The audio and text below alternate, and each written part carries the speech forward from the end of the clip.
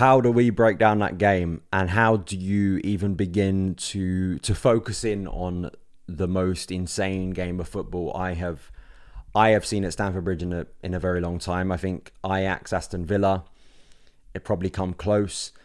Chelsea 4, Manchester City 4. Another game that doesn't bring Chelsea a massive home win, but does leave us all feeling very optimistic about the future under Pochettino, and very optimistic and energised. More so than the Arsenal one, because of course Chelsea threw away a 2-goal lead there. This was a lot back and forth. Chelsea twice in that second half had to come from a goal down to reclaim a point. And of course there is a lot of officiating shenanigans from the usual suspect that unfortunately dampened one of the best Premier League games I've ever seen. I mean, Chelsea have given the Premier League two of the greatest games, not only of this season, but of recent years. And to see Chelsea score 8 goals in 2 games, I mean, what has happened? What is in the water? It's a bit insane given how many games last season and even this season so far you expect Chelsea are going to struggle to either create a good enough opportunity to score. So there is a lot to take in, a lot to assess. And of course, now we go into an international break where maybe we can reflect a little bit more. My general analysis is, once again, I think we've picked the right coach in Mauricio Pochettino. I think he's a coach who, I think there were some concerns about his tactical maybe approach, and given that it was actually quite a while ago when he was doing his thing with Spurs, and maybe the game has kind of evolved since then. But I think what you've seen in the big game so far this season is that he very much can go toe-to-toe with the best in this league. Jurgen Klopp, Mikel Arteta absolutely rolled over Ange Postecoglou with some concerns on Monday, but we did still win 4-1. And of course today, the best coach in world football, the best coach arguably of all time in Pep Guardiola, given City problems that they haven't had in a long time. I mean, I know they've lost so far this season, but to concede 4 goals, to score 4 goals against this Man City side, and I think the XG was, I'll get expected Chelsea up here. I think the XG that Chelsea had was one of the highest that Man City have conceded since, since 17-18, Man City have conceded more than 3 XG in just 2 games. Against Chelsea in June 2020, which of course was Frank Lampard, and we won 2-1, and then against Chelsea today. So, Pep has had his fair share of problems against Chelsea in recent years, and these are stats and these are numbers that can't just be swept under the rug. It's not just the fact that there's just this game and it's Chelsea suddenly turned up in a big game. There is a pattern here, and there is so much with individual players, the output of this team, the resilience of this team too, is something that has to be noted today, because a lot went against them today.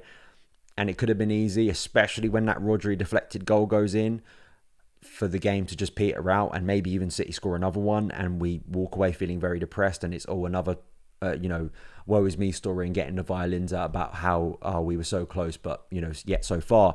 And the fact that the team again went for that equaliser, I think is a really, really positive sign. It's something that I think from a character point of view, Chelsea fans should be very, very optimistic about and infused by, that we have that spirit within this team quite early on under Pochettino. And because you come up against the level of opponent that Man City are, to expect to win, I think is unrealistic. I know City have lost to Wolves, they have lost to Arsenal, but they still are Manchester City. They still won the treble last year. I think it's a bit arrogant to assume a win, but it's not arrogant or demanding too much to expect that Chelsea can hurt and bloody the nose of Man City, which they absolutely did today, bar winning. And there are reasons for that. Some of those self-inflicted, some of those not self-inflicted. And, that in itself is of great irritation. But I think, again, as we head into this international break, you can only feel inspired. And I think the crowd was incredible. Loudest I've heard Stamford Bridge in a very long time.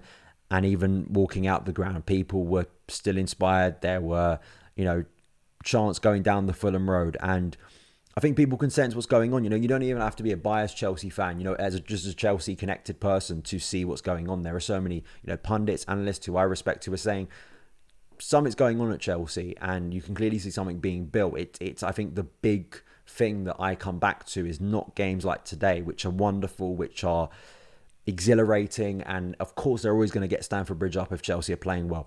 It's those kind of games, the Brentford, the Bournemouth, the games we have dropped points in, silly points where we have to get better in, because unfortunately all the things we've done positive in big games have been undermined by those results that mean that the table doesn't look the way it probably should look for Chelsea. And that's what Pochettino has to build to make this team even better, is to win those games and find a way to not, replicating the performance psychologically and just, it is always going to be very difficult. But we need to start winning the bankable home games, because then these results will feel even more important, because you can't win all the big games. But if you can stay undefeated but then win the games you're supposed to, I think you end up in a better position. So yeah, I mean, I think that the starting 11 was not surprising. We've kept on going back on this. Pochettino has a very settled starting 11 now, or especially a group of players that he just trusts implicitly week in, week out. Robert Sanchez, I think we can throw Reece James into that now. He's returned, especially Disasi, who's now a first teamer. Thiago, Silva, Levi obviously wasn't available, but Marco Correa I think is now thrown himself into that group. With a redemption arc we haven't seen in some time. Enzo, Caicedo, Gallagher, and then Palmer, Jackson, and Sterling. Other than Correa coming in for Levi Colwell, it was identical to the team that started against Spurs. And I thought the game started in wonderful fashion. I thought the intensity of Chelsea, the way we're able to turn the ball over, I think as a team, as a unit, the way we hunt in packs is what Stamford Bridge needs. I think it may have been Chelsea Youth and some others said this. It feels so much more Chelsea and so much more natural for us to, especially at home, sort of go for these kind of slugfests where you're kind of throwing blows at the opposition constantly, and it kind of is a little bit chaotic. And that's what can break City, as wonderful of a team as they are and as talented. They're still going to win the Premier League title this season, I'm pretty sure of it. But because they're so structured, because they're so disciplined, because they have such a set way of playing, throwing them into the chaos, and that's not a simple thing. It should be stated that to score four goals, to do that to Man City, is not some sort of simple thing that Chelsea exposed but everyone else could. You need a level of tactical approach, and you need a level of player to do that. How actually isolated Erling Haaland was for a lot of the second half, really, when you think about it. And that is a ridiculous football player. So from the way we turn over the ball, from those kind of those things that we have seen regularly, especially in bigger games so far this season, how our fullbacks are really intense. I love the intensity of Marco Correa, even though I was concerned he was going to get a second yellow, but he's very much integral to that. How quickly 1-2 touch football that we saw building in pre-season has been brought into the competitive stuff. And whether it's Cole Palmer finding himself in those central areas, whether it's Raheem Sterling, who was ridiculous today, he really was. I still have some concerns about his tracking back, but from an offensive point of view, he had Kyle Walker, begging for him to go off, begging for the game to end. And again, we're talking about Kyle Walker here, an exceptional defender who very rarely struggles one-on-one, one of the best in the world in his position, and has been for some time. And of course, he, was heavily involved for Chelsea today. It's about individual quality, but it also is about the unit looking so ferocious and just fearless. Again, these are, I hate sometimes to go to very basic words, but it kind of feels like what Chelsea did against Arsenal and City was similar, and just things that are just basics that we just haven't seen from this Chelsea side, or just the Chelsea side at Stamford Bridge or in big games for quite a while. It feels like, just to lose meekly or to go down 1-0, when Chelsea this time feel confident that when they go out there, whoever it is, when you're playing the best team in the world, you can expose them. And I think that's a credit to Pochettino, who quite clearly, like Tuchel did, I think we should have full confidence in big games. By the evidence so far this season, he has a good tactical plan. I think it's those other games that we will have more concerns about, but I think that's a fair point. The shame of it was the first period of the game where Chelsea looked so exceptional and looked like they could hurt City was undermined by an officiating error. And I don't want to spend the whole review talking about an individual who I don't think deserves it, but I would say I think Chelsea need to act a little bit like Liverpool here and really pressure whether it's the Premier League or the PGMOL to make sure that official is not officiating a game for Chelsea for at least the rest of the season. We saw what happened post the Spurs-Liverpool game earlier this season and what Liverpool were able to accomplish. Again, there'll be some people who oppose it. Maybe it sets a dangerous precedent, but we're talking about an official who nearly a decade now of very costly decisions and errors. And whether they're errors intentional or not is not really for me to say. All I can see in front of me is a very, very poor official, someone who should be nowhere near games of this level, and speaks to the absolute farce and embarrassment that is the PGMOL and the standard of officiating, that someone like that is able to, even when he gets demoted a week later, be gifted with games like Chelsea versus Man City. It shouldn't even be close. And it's hard not to get emotional about it, as Pochettino did post-game, which I think a lot of us like to see, and he sort of calmed himself down, but it's just unacceptable. And I think it cost Chelsea at least one goal, because I don't think the first one's a penalty. I think it's super soft. Haaland's grabbing Cucurella. It's another one that you go to VAR and say, are the laws of the game really that correct given that situation, even if the laws of the game may very specifically state that actually is a penalty? But I just, even watching it back several times, sure, the corner for the Akanji equaliser isn't a corner, but the defending from that is woeful. The third goal is not a handball. The fourth goal is a deflection. But there were many other moments within the game where that official, who I'm just not going to name because I'm just sick and tired of speaking about him, still just, it's an embarrassment. It really is. But the way Chelsea responded to those setbacks that could have really derailed the game was phenomenal. I thought for the equaliser, I mean, it comes originally from a Reece James free kick that's well saved by Ederson, but then lovely to see us score from a corner.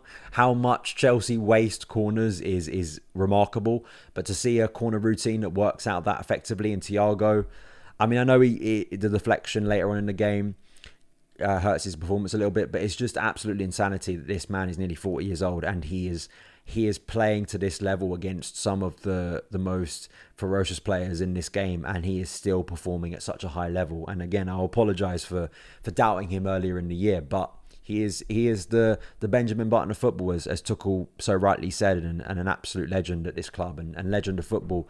But it was a brilliant header. It reminded me almost of a JT goal from down the years, a Frank corner. There was a little bit of that, and it just got Chelsea right back into the game. And the energy of the crowd and the way the players utilised that energy consistently was brilliant to see. And the fact that Chelsea were just, we're going for your throats, and we're not scared about Man City. We're going to keep going for you. The second goal, sure, part of it is Vardial making an error, but seeing that combo down the right of Palmer and Reece today was really lovely. It's something I spoke about a few weeks ago, and it's nice to see it start to come to reality. And the fact that Reece is back contributing, and Sterling at the back post, I mean, that has been his bread and butter for most of his career, but to score against Man City, of course, is very special for him. I think he wanted to celebrate a lot more, and I think Nicolas Jackson was trying to encourage him to celebrate more. But Sterling was I think I put a poll up. I'll get it up now. I put a poll on my community page in terms of who you thought was man of the match, and looking at the most recent numbers that I have, Sterling is out there with 58%. And there are some criticisms of Sterling, I think valid ones, in terms of his tracking back at times just hasn't been good. And I think that is a fair criticism. But going the opposite direction, he is a changed man this season under Mauricio Pochettino. And there are just times when he takes that ball and he starts running where you think he can take on a whole team. And he scores the second goal for Chelsea. His involvement late on in the game was impressive too. Just all round, Kyle Walker had a nightmare, and Kyle Walker is a sensational footballer. So Raheem Sterling is my man of the match, and to see his experience really telling, I think, in these games is exactly what you wanted from him this season. And I said as much at the start of the year that I think he'll play more football than people expect. And it's very hard to take him out the team because he is producing. Like he just is. Like, it's very hard to argue against numbers. I have my concerns about his at times sluggish tracking back. We saw it against Spurs, we saw it against Brentford, arguably today as well. You can criticise him for that, but going in the opposite direction, he's an impactful player, which makes it difficult for Mykhailo Mudryk to get in the team, but that's the battle you want out there. I think my one serious criticism for a Chelsea player today is Enzo Fernandez. I just don't think he was good enough on the ball. That's a shame, because I think that midfield has been doing a lot of good things, but Enzo, I think, simply needs to be better in these games. We paid a lot of money for him, and I expect this is the level of game he needs to be elevated to, and I think it said a lot that, when he made the sub to take Enzo off, and Enzo was at times very costly for us of giving the ball away and then not having the speed to get back on transition. I think Enzo just, it's that thing I always said about Fabregas, and it's the criticism I have of players like Jorginho right down the years. I can accept a level of a lack of mobility at times if you are threading the needle, if you are playing passes that few players can, if you're actually making a difference. And unfortunately, Enzo just isn't really doing that for me. It's not to say that he's had no good performances this season. It's not to say that he's done at Chelsea, nothing extreme like that. But I just don't think he was very good today. And I think we should just be honest about that, right? And, if you compare his performance to Conor Gallagher, who a lot of people told me last season should never play for Chelsea again, it's incomparable at the moment in terms of the level of importance that Conor Gallagher has to the Chelsea team compared to Enzo Fernandez. Like, Conor is head and shoulders the best Chelsea player right now. Sterling's up there with him. Cole Palmer's up there with him.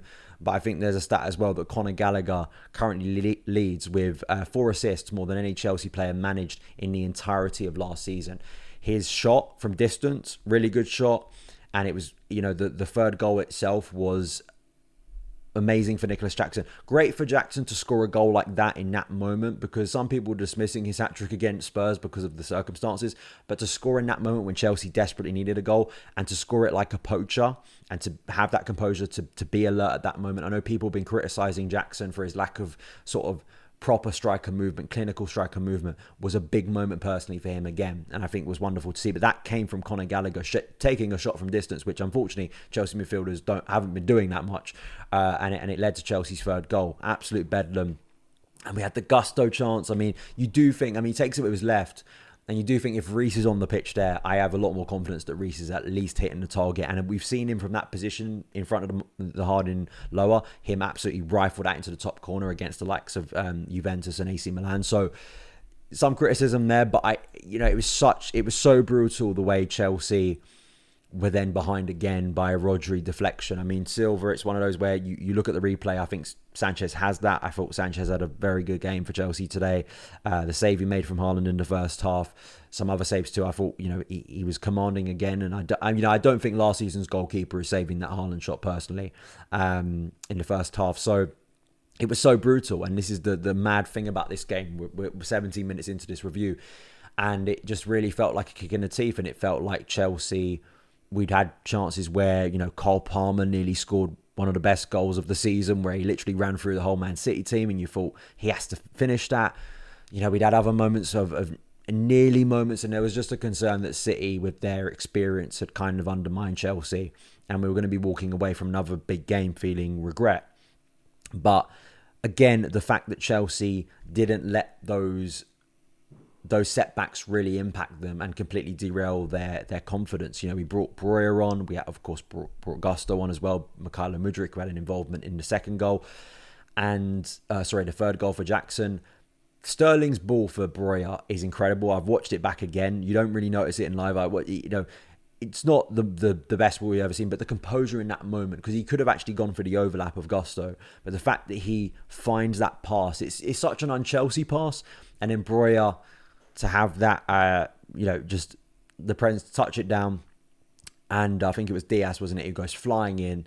We get the penalty, and just expected narrative so high that Cole Palmer, in the dying moments, absolutely smashes the penalty home. Another penalty goal for Cole Palmer. Cole Palmer, I thought, got better as the game went on. I was a little bit concerned the game was maybe a little bit too much for him in the first half. Felt like he was trying to prove himself a little bit too much. But in the second half, especially when Enzo came off and Palmer played more central, Chelsea looked again like they were going to hurt City. And Palmer's a big buy for Chelsea. And I'll hold my hands up again. I was critical of the signing. I was concerned that he would just be lost in a shuffle. But to see, given this is a guy who didn't have a lot of experience or Premier League minutes in his legs, has come in and very quickly become one of Pochettino's and Chelsea's best and most important players.